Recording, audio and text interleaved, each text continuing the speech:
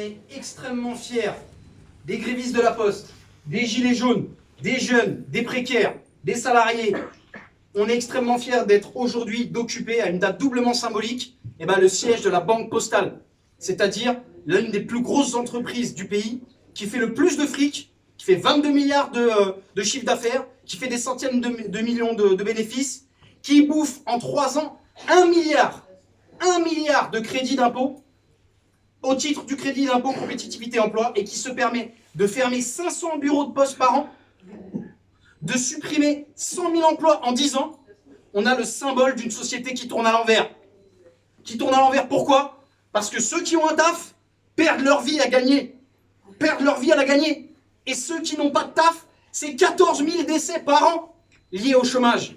Donc oui, aujourd'hui, réussir à occuper ensemble la veille d'une manifestation qui, pour la première fois, regroupera un appel avec à la fois des syndicalistes combatifs, des militants de différents horizons et des gilets jaunes. Et si aujourd'hui, on occupe le siège de la Banque Postale, c'est grâce à nos camarades des gilets jaunes de Pantin qui ont proposé aux postiers et aux postiers une action commune.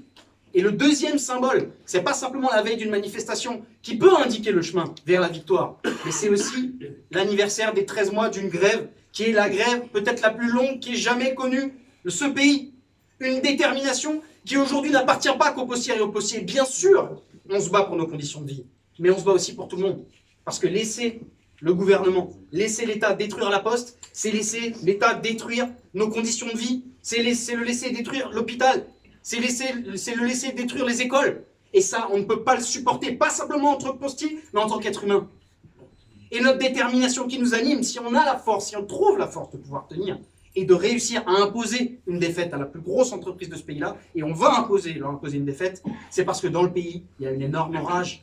Et c'est cette rage-là, des gilets jaunes, mais des gilets rouges, des gilets roses, de toutes les colères, qui nous permet d'avoir cette force-là, et qui nous permettra à toutes et tous, on le sait au fond de nous-mêmes, on va finir par gagner. Et aujourd'hui, ça n'est qu'un épisode de cette bataille, et on va finir par déglinguer les politiques de Macron, déglinguer Macron lui-même, et réussir à faire, à tout simplement gagner.